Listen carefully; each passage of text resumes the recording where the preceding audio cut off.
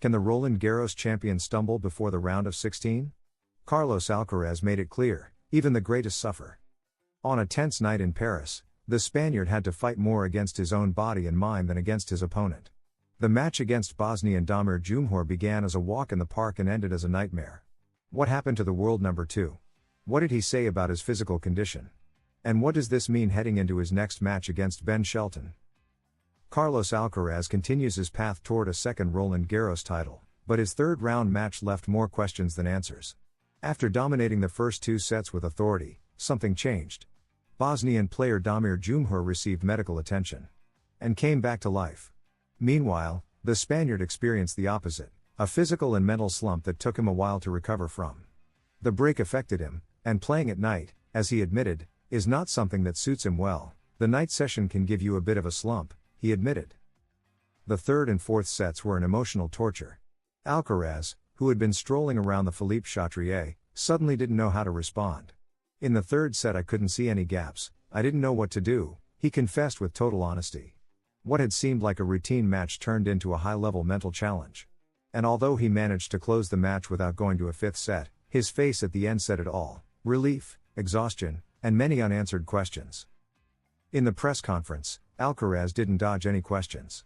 With sincerity, he explained that he's not carrying any injury. I don't have any problems, it was simply a physical slump that was hard to recover from. The player acknowledged that there was a moment when he thought the match could slip away. When you start thinking about losing, you're already lost, he said, revealing how hard it was to stay focused when his game stopped flowing. But despite the suffering, the Spaniard draws positive lessons. Getting through moments like this gives you a lot heading into the next match, he reflected. Overcoming chaos is part of the growth.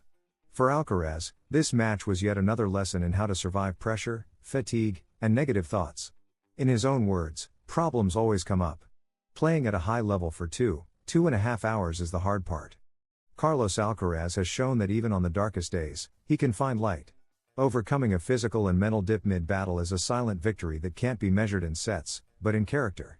Now, with morale boosted by having pushed through, he prepares to face Ben Shelton, one of the most dangerous servers on the tour.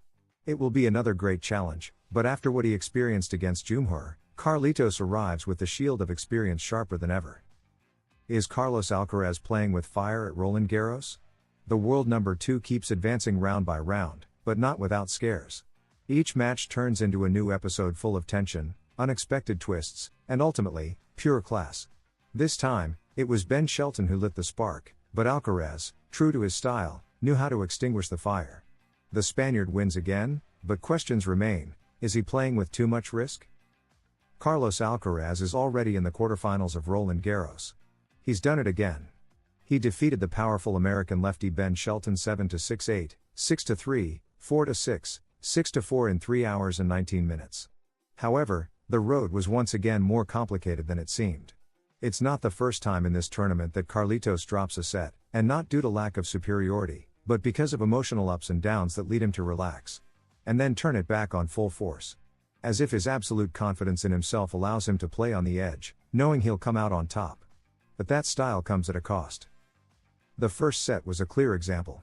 Shelton, world number 13 and one of the best servers on the tour, put Alcaraz in trouble from the start. He had 3 set points and went into the tie break with the lead. But then the best Carlitos showed up, the one for the big moments. With incredible shots and a cool head, he won decisively. Then, in the second set, he maintained the level and looked ready to close the match quickly. But no. If there's one constant for him at this Roland Garros, it's that matches last longer than necessary. The third set was the mess of the day. Alcaraz lost focus, lost his serve, got it back, and then messed up again. Shelton didn't forgive, took advantage of the Spaniard's slump, and pushed the match to a fourth set. All that after an early fall by Alcaraz and a series of sportsmanship gestures that showed that, despite the tension, both players shared respect. The American asked to replay a point after a possible let, and later Alcaraz himself gave up a point by alerting the umpire he had lost control of his racket during a shot. Pure fair play. In the midst of that mental battle, Juan Carlos Ferrero, his coach, encouraged him from the box with phrases like "tiger face," reminding him to stay sharp. And he did. When things got complicated, he raised his level again, nailed impossible forehands, perfected his drop shots, and sealed the win without needing a fifth set. But not without cost. Every long match is a risk, every lost set is extra energy spent, and the Grand Slam schedule is unforgiving. Carlos Alcaraz keeps advancing confidently at Roland Garros, but not without scares. His level of tennis remains incredibly high, but the moments of disconnect expose him to unnecessary dangers. Even though he keeps winning, he's facing increasingly tough opponents, and the long matches could take their toll. Next up is Tommy Paul, another American in great form, who arrives fresh after winning in straight sets. The margin for error is shrinking. Has Alexander Zverev subtly complained? Or launched a direct criticism? The German, world number 3 and last year's Roland Garros finalist, didn't hesitate to point out what he sees as an advantage for Carlos Alcaraz in this edition of the tournament. In a draw loaded with giants like Sinner, Djokovic, and Zverev himself, the Spaniard seems to be advancing with fewer obstacles. But is it really luck? Or pure merit? Let's see exactly what Zverev said and why his words made such noise. Alexander Zverev is already in the round of 16 at Roland Garros. The German comfortably defeated Italian Flavio Cobolli 6-2, 7-6-4, 6-1, showing his best version on clay. He's now won 7 matches in a row this season and is clearly aiming to return to the Grand Slam final in Paris. However, after his match, Zverev used the press conference to throw a dart, disguised as analysis, at his possible final opponent, Carlos Alcaraz. According to the German, the draw has been very favorable to the Spaniard. I think Alcaraz will be in the final. I don't see anyone on his side of the draw that can really bother him, he said, with a mix of irony and resignation. He's the big favorite and we've all realized why. His words not only highlight Alcaraz's level, but also question the fairness of the draw, suggesting that while some have to battle giants, others have a smoother path. And it's not just his personal opinion. While Alcaraz advances facing opponents like Zverev, Jumhur or Marozsan, the other half of the draw is on fire. Jannik Sinner, current world number 1, just crushed Jiri Lehecka 6-0, 6-1, 6-2, showing absolutely demolishing form. The Italian is at his peak and has erased any doubts after his 3-month break. Meanwhile, Novak Djokovic also continues with comfortable wins, like his latest against Filip Cilic, as he hunts for his 25th Grand Slam and 4th Roland Garros title. Zverev, who just racked up another convincing win against Cobolli, is also facing a tough path.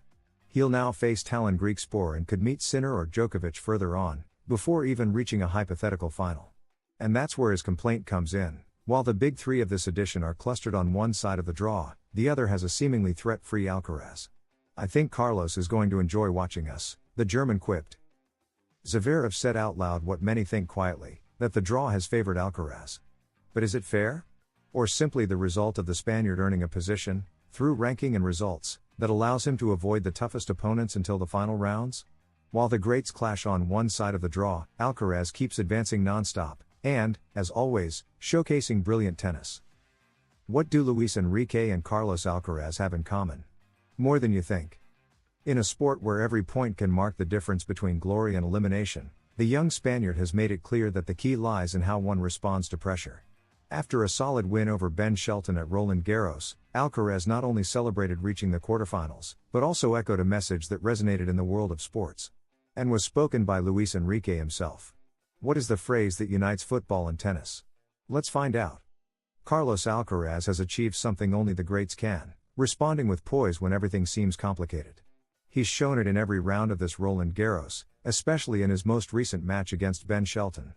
Despite losing a set and going through moments of uncertainty, the world number 2 once again came out on top. The path is never easy, but for now I'm happy with my level, he said after the match. But it was his reflection on pressure that stood out the most. The Spaniard adopted an iconic quote from Luis Enrique, who during his time as PSG coach said before a Champions League final, "In moments of pressure, you see the great athletes." Alcaraz made it his own. I feel identified with what Luis Enrique said. We might feel pressure more often than a footballer, but that's where the difference lies. With that statement, the tennis player showed he doesn't just dominate with the racket, but also mentally. But not everything has been easy for Carlitos. In this Roland Garros, he's had to deal with physical slumps, inspired opponents, and matches that have dragged on longer than expected. Still, he's finding ways to win and mature. It was time to grow up a bit, he said. You learn from matches and tournaments.